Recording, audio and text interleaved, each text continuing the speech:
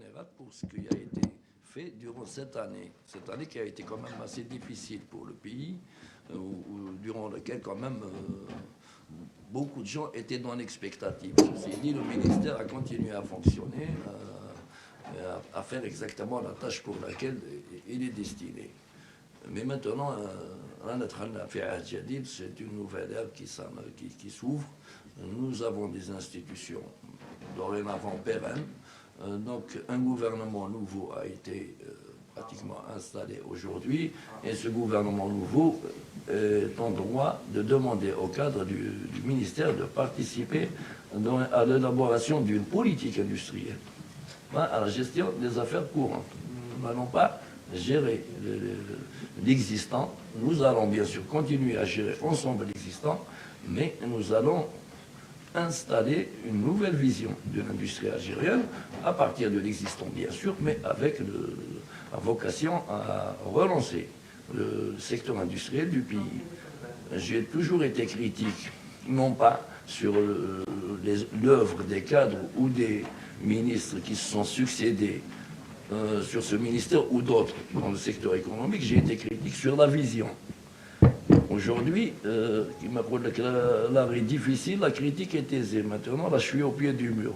Donc, en ce qui concerne du moins le secteur qu'on m'a confié, on va collaborer ensemble, Inch'Allah, à lancer une nouvelle vision de l'industrie et à sortir le secteur des petits ratios et des petits pourcentages de participation au PIB national dans lesquels il a été confiné les 40 dernières années. Normalement, c'est un secteur moteur pour n'importe quelle économie avancée. C'est un secteur moteur pour la création d'emplois, pour la création de plus-value, surtout pour l'intégration et l'utilisation de produits locaux. Nous avons des richesses, des potentialités nationales.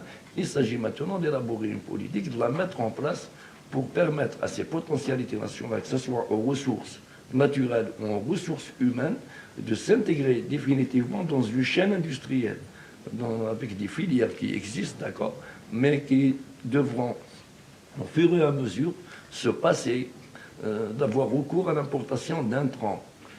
Ça va aller jusque même aux intrants technologiques, même aux intrants de réflexion, même les études. Il va falloir qu'on compte sur nos compétences nationales pour les élaborer localement. Et je crois que nous avons les atouts. On ne va plus importer méthodiquement tout ce dont nous avons besoin dans ce pays pour en faire une sorte d'industrie de dernière étape, de dernière phase. On va essayer de descendre à chaque fois l'échelle jusqu'à arriver pratiquement à utiliser le maximum de ce que nous avons comme potentialité. Donc, messieurs, dames, je compte sur vous, bien sûr, dans cette tâche. Nous aurons bien à mettre ce plan ensemble, Inch'Allah. Je vous présente les 3 ministres délégués. Comme le Monsieur le Président l'a promis, il est question justement de donner sa chance à la jeunesse et surtout aux nouvelles technologies. Donc, messieurs les 3 ministres délégués sont pratiquement chargés de mettre en place Maya, Monsieur Nassim Diafa, Monsieur Djerida et Walid, ils seront chargés sous la supervision du ministre et avec votre collaboration dans le cadre d'un organigramme JDID à lancer la petite et moyenne entreprise, mais en start-up, à intégrer les nouveaux concepts, à intégrer la technologie, à relancer les incubateurs au niveau régional et au niveau national, de manière à ce que la PME algérienne ne soit plus dans l'optique, ce n'est plus de la création d'emplois, c'est la création de richesses et de concepts. Et je vous remercie pour votre attention. Donc, je ne sais pas s'ils vont prendre la parole ou non. C'est le désir. Je vous en prie.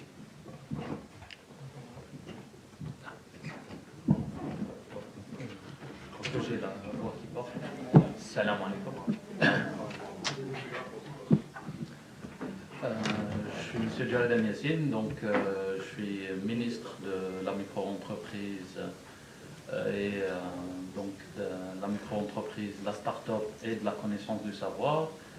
Réellement, donc, c'est un réel plaisir que le président de la République a créé carrément un ministère dédié à la connaissance du savoir, et la start-up en fait partie, car la seule richesse qui est inépuisable en Algérie et n'importe où au monde, et on peut carrément avoir un levier, c'est la connaissance du savoir, et l'Algérie l'a toujours démontré à travers les compétences qu'elle a exportées maintes de fois à l'étranger. On a démontré à plusieurs fois que notre compétence nationale a créé la joie de plusieurs pays, et Inch'Allah, on fera de même pour l'Algérie, afin de relever ce défi et de créer carrément une industrie forte, mais basée beaucoup plus sur le savoir, et donc à forte valeur ajoutée. Pour le reste, donc on discutera dans un prochain événement. Je donnerai la parole. Merci.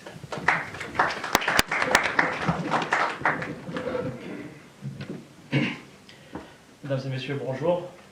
C'est un énorme honneur pour moi de faire partie de ce staff. Je pense qu'aujourd'hui, nous avons une responsabilité historique durant cette étape charnière de l'histoire du pays.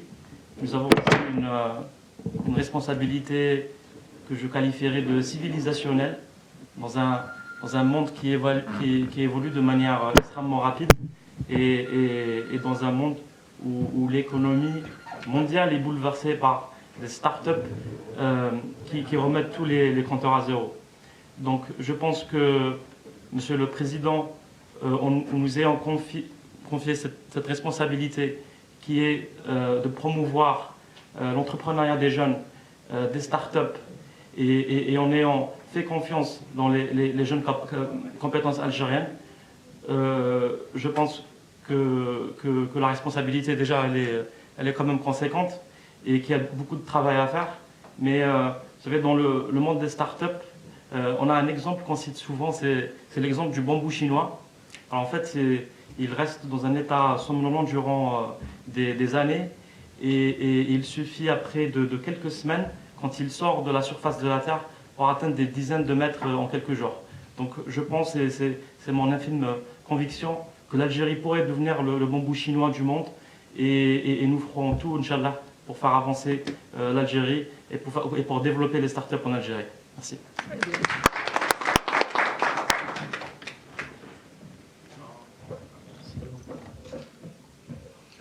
السلام عليكم. ضيافة نسيم، وزير منتدب مكلف بحاضنات الأعمال أو حاضنات المؤسسات المصغرة.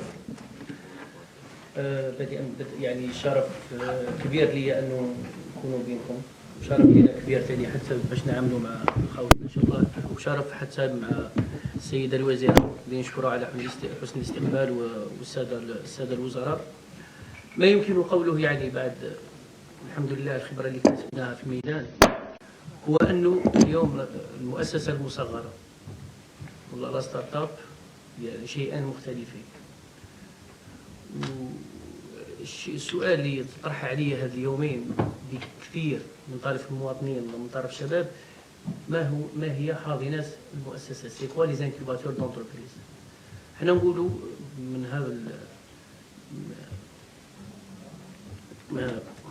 اليوم ممكن نقولوا باللي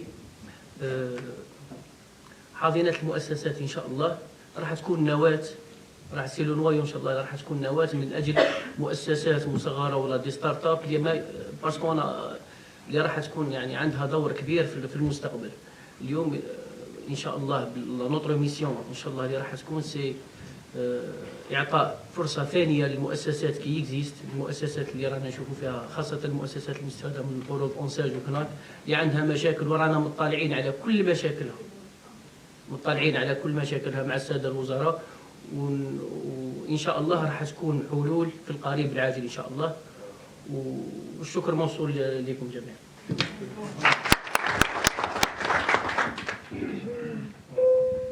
Je pense que les chantiers sont énormes, sans plus tarder. Donc, je vous félicite une autre fois et marhaba bikoum et bon courage. Voilà. Okay, donc, normalement. Est-ce qu'on fait le... Voilà. Donc on fait tout en même temps, je crois. Là, Voilà. Ça, je pense que les madame. Donc, عليكم beaucoup de succès dans votre mission. Inch'Allah. Merci.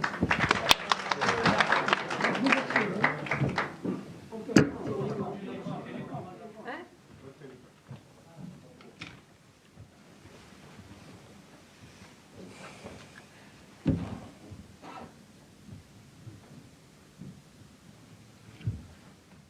إذا مشاهدينا الكرام، كما تتابعون في هذه المشاهد وتابعتم معنا تسليم واستلام المهام بوزارة الصناعة. إذا وزيرة الصناعة السابقة سيدة جميلة تمازيرت التي سلمت المهام للوزير وزير الصناعة الجديد فرحات أيت علي إبراهيم، وأيضا للوزير المنتدب المكلف بالحاضنة نسيم ضياف، وياسين وليد جريدان وزير منتدب مكلف بالمؤسسات الناشئة